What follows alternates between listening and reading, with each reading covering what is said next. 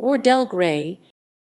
Wardell Gray, February 13, 1921, May 25, 1955, was an American jazz tenor saxophonist who straddled the swing and bebop periods.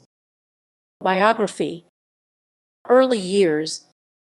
Wardell Gray was born in Oklahoma City, the youngest of four children.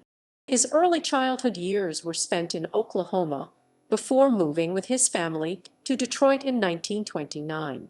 In early 1935, Gray began attending Northeastern High School and then transferred to Cass Technical High School, which is noted for having Donald Byard. He left in 1936 before graduating. Advised by his brother-in-law Junior Warren, as a teenager he started on the clarinet, but after hearing Lester Young on record with Count Basie, he was inspired to switch to the tenor saxophone. Gray's first musical job was in Isaac Goodwin's small band, a part-time outfit that played local dances. When auditioning for another job, he was heard by Dorothy Patton, a young pianist who was forming a band in the Fraternal Club in Flint, Michigan, and she hired him.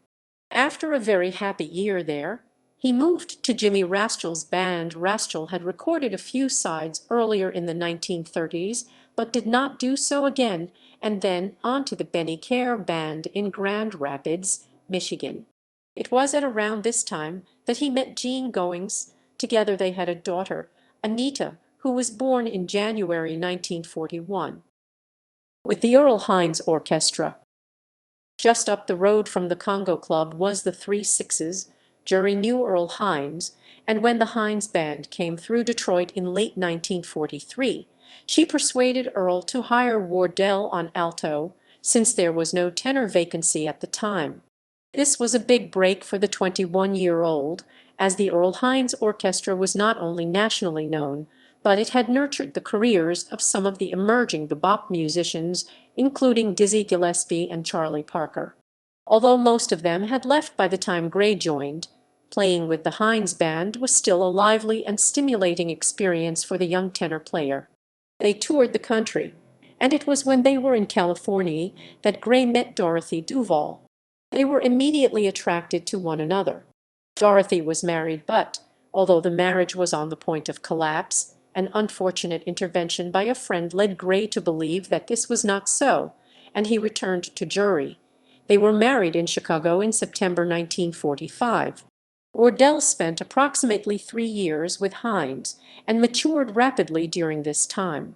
He soon became a featured soloist, and the band's recordings show a relaxed, fluent stylist very much in the Lester Young mold. While some of the live Jubilee sessions have been reissued on CD1, the studio recordings from 1945-46 are still available only on LP. Arrival on the West Coast. He left Hines late in 1946, settling in Los Angeles, California. Soon after arriving there, he recorded the first session under his own name. This was a quartet session for Eddie Laguna's Sunset label, and on it Wardell had strong support from Dodo Marmarosa on piano. The date produced some excellent sides, notably Easy Swing and The Man I Love. There is a reissue of the whole session, including alternate takes too, but a selection is available on 12. In Los Angeles, Wardell worked in a number of bands including Benny Carter, the blues singer Ivory Joe Hunter, and the small group that supported singer Billy Eckstine on a tour of the West Coast. But the real focus in La at this time was in the clubs along Central Avenue, which was still thriving after the boom years brought about by the huge injection of wartime defense spending. Here Wardell found his element, playing in the mainly after-hours sessions in clubs such as Jack's Basket Room, the Downbeat, Lovejoy's, and the Club Alabama, and his early success in these sessions led Ross Russell to include him in a studio session he was organizing for his Dial label. The session was designed as a showcase for Charlie Parker, but Wardell acquitted himself superbly, showing no sign at all of being overawed by Parker's presence. It was in the Central Avenue clubs that Wardell held his tenor battles with Dexter Gordon. These two were ideally matched. Wardell's light sound and swift delivery were more than a match for Dexter's big, blustering sound, and their tenor jousts became a kind of symbol for the Central Avenue scene. Gordon later recalled, "There'd be a lot of cats on the stand, but by the end of the session it would wind up with Wardell and myself." Their fame began to spread, and Ross Russell managed to get them to simulate one of their battles on the Chase 4, which became Wardell's first nationally known recording and has been assessed as one of the most exciting musical contests in the history of jazz. The success of the Chase was the break that Wardell needed, and he became increasingly prominent in public sessions in and around La, including the Just Jazz series of jam sessions organized by the disc jockey Gene Norman. There were concerts at the Pasadena Civic Auditorium and the Shrine Auditorium and other venues 5, 6, 7. The session, which included Just You, Just Me and Sweet Georgia Brown, has some of Wardell's best playing, but the only CD version of this is crudely abbreviated. Several unedited versions of these performances have since been issued. A 1947 concert at the Elks Ballroom in Los Angeles featured both Wardell and Dexter Gordon and included an 18-minute performance released on 878 RPM Records as The Hunt. The entire concert has been released as a 3-CD set. 21. Benny Goodman and Count Basie. Apart from a spell with a small band led by Al Killian, some Jubilee recordings by this group show Wardell in fine form. Wardell was still working mainly in one-off sessions during 1947. However, at a concert around the turn of that year which also featured Benny Goodman, Wardell so impressed the clarinetist that Goodman hired him for a small group which he was just setting up as part of his flirtation with bebop. Goodman had previously been highly critical of bop playing, but, speaking of Wardell to Metronome magazine, he said that if he's bop, that's great, he's wonderful.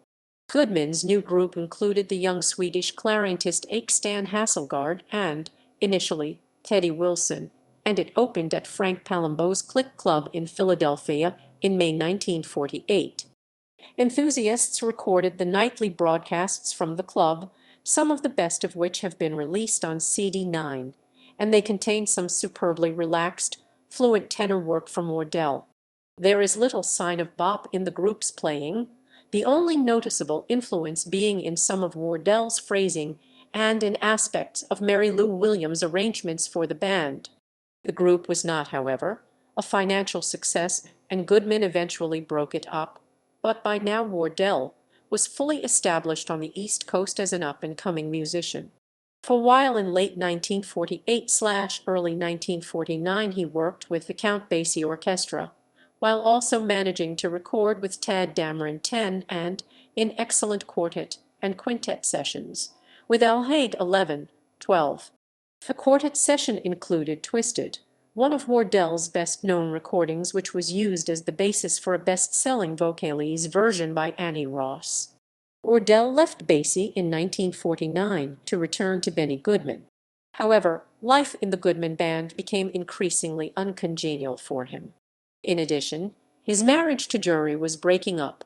Goodman was not an easy employer at the best of times, and this, combined with the constant traveling, made Wardell increasingly unhappy. Recordings of the band, both studio sessions 13 and live airshots 14-15, feature work by Wardell that is below his own best standards.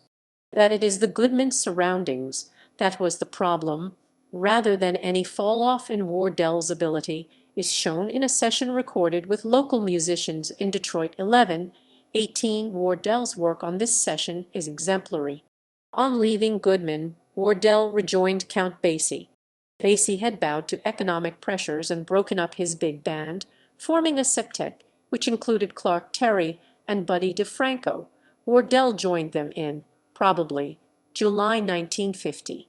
This setting was a much happier one for him, and the group enjoyed some success. Airshots from the Time show a very relaxed, swinging band with no weak links. 16. It was during this good time, from a musical point of view, that Wardell's personal life also became happier. He was finally divorced from Jury and was at last free to marry Dorothy, and, together with Dorothy's daughter, Paula, they set up in a little house in Los Angeles. The only drawback to working with Basie, who had by now enlarged his group again to big band size, was the constant traveling, and Wardell eventually decided to leave so that he could enjoy more home life.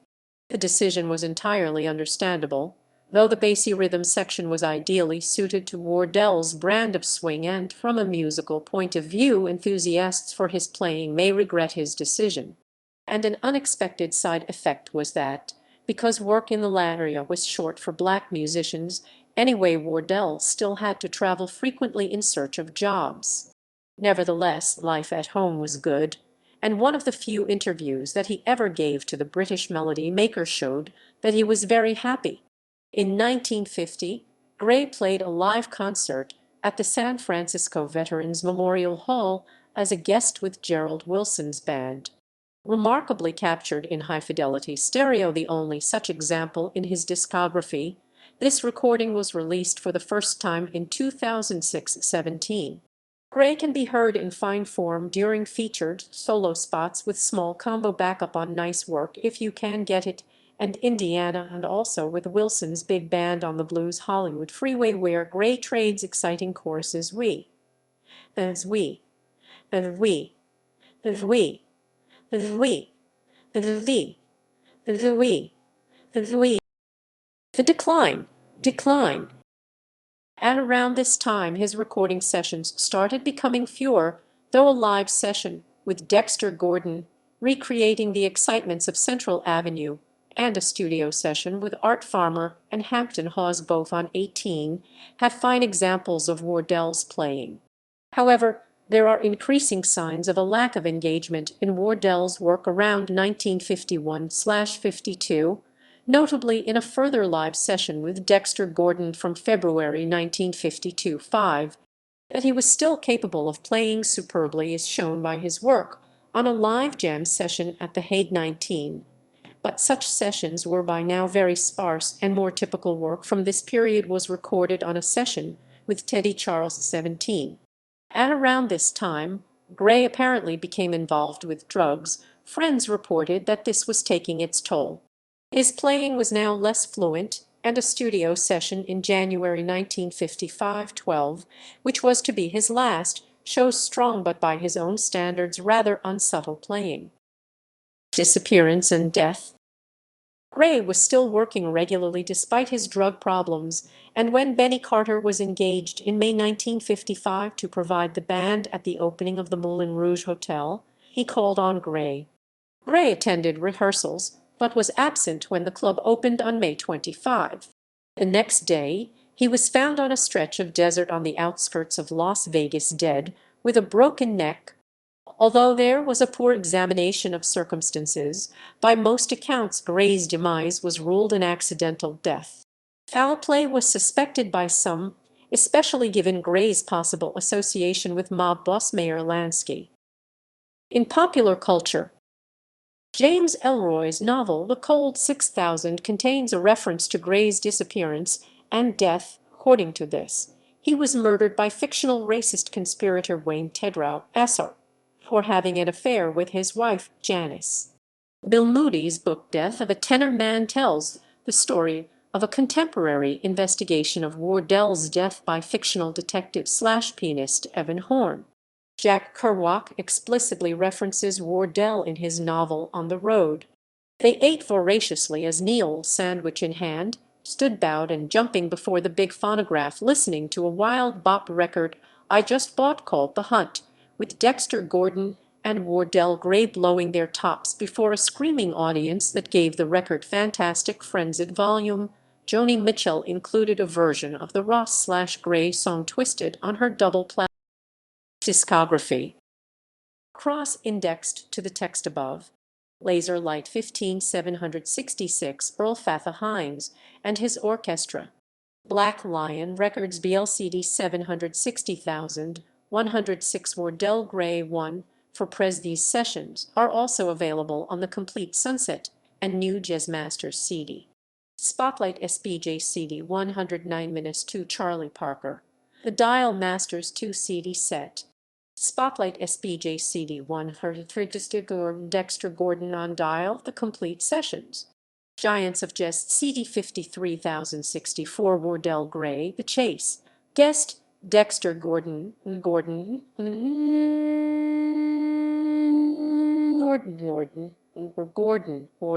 Gordon. Giants of Jazz CD 53097 Various artists. An unforgettable session live recordings from a 1947 Gene Norman Presents Just Jazz concert at the Civic Auditorium in Pasadena, California. Savoy SV-164, SV-165, SV-166 Various artists. Jazz West Coast Live / Hollywood Jazz Live Volumes 1, 2, 3. Fresh Sound FSR CD 156 Sonny Chris, California Bop in 1947. Dragon DR CD 183 Stan Hasselgaard and Benny Goodman, Hasselgaard and Goodman at Click 1948. Blue Note CDP 72,438 33,373 23 Fats Navarro and Tad Dameron. The complete Blue Note and Capitol Recordings 2 CD set. Cool and Blue C and B CD 116 Wardell Gray, Like Gray 1948-1950. Swingtime STC Dunn Wardell Gray, Easy Swing 1946-1955. Capital CDP 72,438. HEP CD 36 Benny Goodman, Benny's Bop 1948-1949. Jazz Archives 90.510 minutes to Benny Goodman. Moon MCD 76 minutes to Wardell Gray, How High the Moon. Jazz Factory JSCD 22,880 Gerald Wilson. Big Band Modern. Original Jazz Classics Oj D minus 50 minutes to Wardell Gray Memorial Volume 1 compilation of sessions for Prestige Records from 1949, 1950, and 1953. Original Jazz Classics Oj D minus 51 minutes to Wardell Gray Memorial Volume 2 another Prestige compilation. These sessions are from 1950 and 1952. Fresh Sound FSR CD 157 Wardell Gray Quintet Live at The Hague 1952. Savoy SV 17,441 3 CD set Opland 1947 D7. As Sidemen.